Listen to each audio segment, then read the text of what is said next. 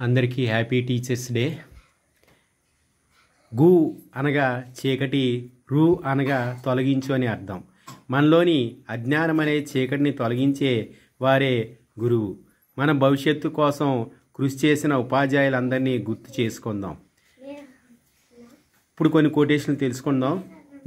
నిత్య విద్యార్థిలా నేర్చుకుంటూ తన జ్ఞానాన్ని విద్యార్థులకు పంచుతూ పిల్లలను మంచి పౌరులుగా తీర్చిదిద్దే వృత్తే ఉపాధ్యాయ వృత్తి.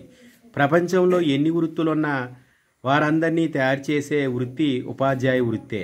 అందుకే ఆ వృత్తి అంటే నాకు ఎంతో గౌరవం అని అబ్దుల్ కలాం అన్నారు.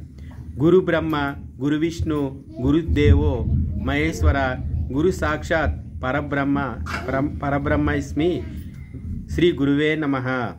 నీ గురించి 10 మంది గొప్పగా చెప్పుకోవాలంటే నువ్వు 100 మంది గొప్ప వాళ్ళ గురించి తెలుసుకోవాలని డాక్టర్ సర్వేపల్లి రాధాకృష్ణన్ అన్నారు. గురువు సూర్యుడి వంటివాడు. తన జ్ఞాన వెలుగులతో మనల్ని నిత్యం ప్రకాశించేలా చేస్తాడు.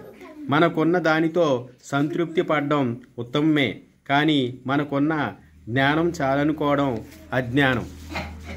దిక్కుతోచని స్థితిలో మార్గదర్శకుడు, చీకటి చుట్టేసిన సమయంలో చిరుదీపం లాంటి స్నేహితుడు, అడుగులు తడబడుతున్న వేళ చెయ్యపట్టి నడవడిక నేర్పించే శిక్షకుడు, బడిలో పాఠాలే కాదు బతుకు పాఠాలు నేర్పించే నేర్పరి, మన్నులాంటి మనిషిలో విద్యా విత్తనాలు నాటి తన కృషితో మహావృక్షంగా పెంచి సమాజానికి ఉపయోగపడేలా తీర్చిదిద్దేవారే టీచర్.